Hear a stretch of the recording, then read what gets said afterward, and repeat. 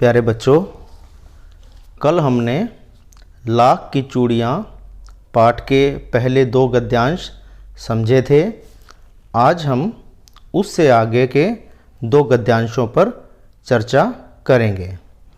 देखो बच्चों, ध्यान से आप देखिए। पाठ में बदलू यह कार्य सदा ही एक मचिए पर बैठकर किया करता था। क्या कार्य करता था बदलू? चूड़ियाँ बनाने का। तो बदलू चूड़ियाँ बनाने का काम हमेशा एक मचिए पर बैठकर किया करता था। बच्चों, मचिया क्या होता है? मचिया का अर्थ है चारपाई की तरह बुनी हुई पीढ़ी। इसे चौकी भी कहते हैं, यानी जैसे आप लोग गांव में बोलते हैं पिड्ढा, तो वही चौकी या पीढ़ी, उसी को मचिया कहा जाता है। ये खाट से छोटी होती है। बदलू यह कार्य सदा ही एक मचिए पर बैठकर किया करता था, जो बहुत ही पुरानी थी। बगल में ही उसका हुक्का रखा रहता, जिसे वह बीच बीच में पीता रहता। गांव में मेरा दोपहर का समय अधिकतर बदलू के पास बीतता। बच्चों, किसका अधिकतर समय? लेखक का। जो बच्चा है, जो ये बता रहा है, उसका अधिकतर समय बदलू के पास ही बीतता था। वह मुझे लला कहा करता। वह कौन? बदलू। बदलू लेखक को लला कहता था। बच्चों, लला क्या होता है? लला का अर्थ होता है बेटा। जैसे हम किसी को बड़े प्यार से ऐसे कहते हैं, आजा मेरे लाल। तो लाल का मतलब लाल रंग नहीं होता, लाल का मतलब होता है बेटा। ऐसे ही लला, लला का अर्थ होता है बेटा। जब लाड़ से प्यार से किसी को पुकारा जाता है तो उसे लला कह दिया जाता है। यहाँ लला कहने में बदलू का लेखक के प्रति लाड़ प्यार दिखाई देता है। तो वह मुझे लला कहा करता और मेरे पहुँचते ही मेरे लिए तुरंत एक मचिया मंगा देता। मैं घंटों बैठे बैठे उसे इस प्रकार चूड़ियाँ बनाते देखता रहता। यानी लेखक घंटों बैठा रहता बदलू के पास। घंटों का अर्थ होता है बच्चों कई घंटे। कई घंटे लेखक बदलू के पास बैठा रहता और उसे चूड़ियाँ बनाते देखता रहता, क्योंकि लेखक को बदलू के पास बैठना अच्छा लगता था। ठीक है। लगभग रोज ही वह 4-6 जोड़े चूड़ियाँ बनाता। 4-6 जोड़े का मतलब 4 से 6 तक। ठीक है। इतने जोड़े वो चूड़ियों के रोज़ ही बनाता था। पूरा जोड़ा बना लेने पर वह उसे बेलन पर चढ़ाकर कुछ क्षण चुपचाप देखता रहता। बच्चों, क्षण का मतलब होता है पल, कुछ पल, यानी थोड़ी देर। जब बदलू चूड़ियों का एक पूरा जोड़ा बना लेता था तो वह उसे बेलन पर चढ़ाकर कुछ पलों के लिए चुपचाप देखता रहता। मानो का मतलब है इस तरह देखता जैसे कि वह ऐसा सोच रहा हो, जैसे कि वह ऐसी कल्पना कर रहा हो, मानो वह बेलन न होकर किसी नववधू की कलाई हो। नववधू क्या होता है बच्चों? नव मैंने नई, और वधू का मतलब बहू। जैसे किसी नई बहू की कलाई हो। कलाई क्या होता है बच्चों? कलाई हमारी बाजू का वह भाग होता है जहाँ घड़ी बांधी जाती है। हम हाथ में देखो जहाँ घड़ी बांधते हैं ना, उस भाग को कहते हैं कलाई, और इसे पहुँचा भी कह देते हैं, पहुँचा। ठीक है। तो जब बदलू बेलन पर चूड़ियों को चढ़ाता है तो उसे ऐसा लगता है जैसे वह बेलन पर चूड़ियाँ नहीं चढ़ा रहा, वह किसी नववधू की कलाई में उन चूड़ियों को पहना रहा है। ठीक है, अब हम अगला पैरा देखते हैं। बदलू मनिहार था। देखो बच्चों, बदलू क्या काम करता था? चूड़ियाँ बनाने का काम करता था, बेचने का भी करता था। ठीक है, तो जो चूड़ियाँ बनाता है या बेचता है उसे मनिहार कहा जाता है। तो बदलू मनिहार था। ये जो मनिहार शब्द है ना, ये संस्कृत में एक शब्द होता है मणिकार। उस मणिकार शब्द से ही बना हुआ शब्द है मनिहार। ठीक है, तो बदलू क्या था? मनिहार था। चूड़ियाँ बनाना उसका पैतृक पेशा था। बच्चों, पैतृक पेशा पहले समझें, पैतृक क्या होता है, फिर देखेंगे पेशा क्या है। पैतृक होता है जो हमें हमारे पिता या पूर्वजों से, पूर्वज मतलब दादा परदादा, ये हमारे पूर्वज हैं। जो कुछ हमें अपने पिता या अपने पूर्वजों से परंपरा के रूप में मिला है उसे पैतृक कहा जाता है। और पेशा, पेशा का अर्थ होता है व्यवसाय, काम काज या काम धंधा। तो चूड़ियाँ बनाना उसका पैतृक पेशा था। इस पंक्ति से हमें यह पता चलता है कि बदलू के पिता दादा इत्यादि भी चूड़ियाँ बनाने का कार्य करते थे और बदलू ने भी उसी कार्य को अपना लिया। जैसे कोई बढ़ई है, बढ़ई है जो लकड़ी का काम करता है और उसके पुत्र भी आ गए उसी काम को चलाते हैं, उसी काम धंधे को अपना लेते हैं, तो वह धंधा उनका पैतृक पेशा कहलाएगा। ठीक है, जैसे कोई कुम्हार घड़े बनाता है, मिट्टी के बर्तन बनाता है और उसका पुत्र भी आगे वही काम करना शुरू कर देता है, वही बर्तन बनाता है, घड़े बनाता है और उसका पुत्र भी आगे इसी काम को अपना लेता है। तो इस तरह जब पीढ़ी दर पीढ़ी किसी कार्य को अपनाया जाता है तो उस कार्य को पैतृक पेशा कहा जाता है। तो चूड़ियाँ बनाना बदलू का पैतृक पेशा था और वास्तव में वह बहुत ही सुंदर चूड़ियाँ बनाता था। कौन बनाता था? बदलू। बदलू सच में, वास्तव का मतलब होता है सच, सच में वह बहुत ही सुंदर चूड़ियाँ बनाता था। उसकी बनाई हुई चूड़ियों की खपत भी बहुत थी। बच्चों, खपत का मतलब होता है बिक्री। जो माल है, जो सामान बनाया है, उसकी बिक्री, उसकी सेल, कि वो बिक रहा है।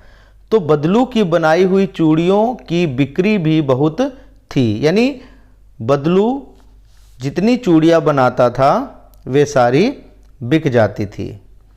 उस गांव में तो सभी स्त्रियां उसकी बनाई हुई चूड़ियाँ पहनती ही थीं। आसपास के गांव के लोग भी उससे चूड़ियाँ ले जाते थे। ठीक है, परंतु वह कभी भी चूड़ियों को पैसों से बेचता न था। देखो बच्चों, आप सोचेंगे कि बदलू चूड़ियाँ बेचता भी था पर पैसों से नहीं बेचता था, तो कैसे बेचता था? इसके बारे में अब आप आगे देखिए। उसका अभी तक वस्तु विनिमय का तरीका था। बच्चों, वस्तु विनिमय, विनिमय का अर्थ क्या होता है? विनिमय का अर्थ होता है एक वस्तु के बदले दूसरी वस्तु लेना या देना, उसे कहते हैं विनिमय। विनिमय का अर्थ है लेना या देना। वस्तु विनिमय मतलब एक वस्तु के बदले दूसरी वस्तु लेना या देना। तो बदलू क्या करता था? बदलू चूड़ियाँ ग्राहकों को बेच देता था और उसके बदले में उनसे अन्य सामान ले लेता था। उसका अभी तक वस्तु विनिमय का तरीका था और लोग अनाज के बदले उससे चूड़ियाँ ले जाते थे। देखो, बदलू चूड़ियाँ बेचता था और लोगों से उसके बदले में अनाज ले लेता था। ये वस्तु विनिमय का तरीका हमारे भारतीय संस्कृति में बहुत पुराना है और गांव में खास तौर पर यह तरीका बहुत साल पहले चलता था। आजकल भी कुछ एक गाँवों में वस्तु विनिमय का तरीका अपनाया जाता है, परंतु ज़्यादातर अब यह समाप्त हो गया है। ठीक है। बदलू स्वभाव से बहुत सीधा था। मैंने कभी भी उसे किसी से झगड़ते नहीं देखा। यानी बहुत सीधे सरल स्वभाव का था, किसी से झगड़ा नहीं करता था। यहाँ हमें बदलू की एक विशेषता का पता चल रहा है। ठीक है। हाँ, शादी विवाह के अवसरों पर वह अवश्य जिद पकड़ जाता था। शादी विवाह के अवसरों पर, अवसर मैंने मौका। शादी या विवाह का जब कोई मौका होता था तो वह अवश्य ज़रूर जिद पकड़ जाता था। जीवन भर चाहे कोई उससे मुफ्त चूड़ियाँ ले जाए, परंतु विवाह के अवसर पर वह सारी कसर निकाल लेता था। देखो, जीवन भर, जीवन भर का अर्थ होता है पूरा जीवन, कि पूरा जीवन चाहे कोई बदलू से मुफ्त चूड़ियाँ ले जाए, यानी बदलू उससे चूड़ियों के पैसे भी ना ले, परंतु विवाह के अवसर पर वह सारी कसर निकाल लेता था। कसर निकालना का मतलब होता है बच्चों घाटा पूरा करना, जो अपना नुकसान हुआ है उसे पूरा करना, अपनी कमी को पूरा करना। यानी मुफ्त चूड़ियाँ देकर बदलू को जो नुकसान होता था वह विवाह के अवसर पर उस सारे नुकसान को पूरा कर लेता था, क्योंकि विवाह पर के अवसर पर बनाई गई चूड़ियों को वह कुछ महंगे दामों में बेचता था। ठीक है। आखिर सुहाग के जोड़े का महत्व ही और होता है। देखो बच्चों, सुहाग का जोड़ा क्या होता है? जब किसी लड़की की शादी होती है, विवाह होता है, तो शादी पर जो दुल्हन जो जोड़ा पहनती है, जो कपड़े पहनती है, उन कपड़ों के जोड़े को सुहाग का जोड़ा कहा जाता है। आखिर सुहाग के जोड़े का महत्व ही और होता है। और का मतलब, यहाँ और का मतलब तथा नहीं है, और का मतलब है अलग, निराला, कि आखिर सुहाग के जोड़े का महत्व ही कुछ अलग होता है। यानी जब लड़की का विवाह होता है तो वह विवाह के लिए, अपने विवाह के अवसर पर पहनने के लिए, दुल्हन के रूप में सजने के लिए बहुत सुंदर अपना एक जोड़ा लेकर आती है, और उस जोड़े में साथ में चूड़ियाँ भी उसे पहननी होती हैं। तो वो चूड़ियाँ बदलू बना कर देता था। तो बदलू उस समय विवाह के अवसर पर महंगे दामों में उन्हें बेचकर अपनी पूरी कसर निकाल लेता था। मुझे याद है, मेरे मामा के यहाँ किसी लड़की के विवाह पर ज़रा सी किसी बात पर बिगड़ गया था। कौन बिगड़ गया था? बदलू।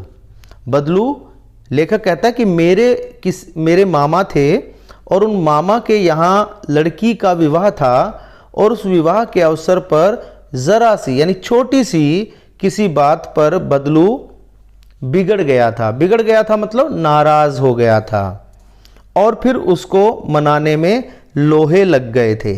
बच्चों, लोहे लगना जो है ये मुहावरा है। लोहे लगना का अर्थ है बहुत कठिनाई होना, बहुत मुश्किल होना। फिर बदलू को मनाने में बहुत मुश्किल हुई, बहुत कठिनाई से बदलू माना। विवाह में इसी जोड़े का मूल्य इतना बढ़ जाता था कि उसके लिए उसकी घरवाली को सारे वस्त्र मिलते, ढेरों अनाज मिलता, उसको अपने लिए पगड़ी मिलती, और रुपए जो मिलते सो अलग। यानी विवाह के अवसर पर बदलू जो जोड़ा, चूड़ियों का जोड़ा जो बदलू बनाता था, उसका मूल्य मैंने कीमत, भाव, उसकी कीमत इतनी बढ़ जाती थी कि उसके लिए उसकी घरवाली को सारे वस्त्र मिलते। उसके लिए का मतलब है उस जोड़े के बदले में बदलू की घरवाली को, यानी उसकी पत्नी को उसके पत्नी के सारे कपड़े मिलते, ढेर सारा अनाज मिलता, बदलू के लिए पगड़ी मिलती और रुपए जो मिलते सो अलग। सो का मतलब है वह या वे, रुपए जो मिलते वे अलग।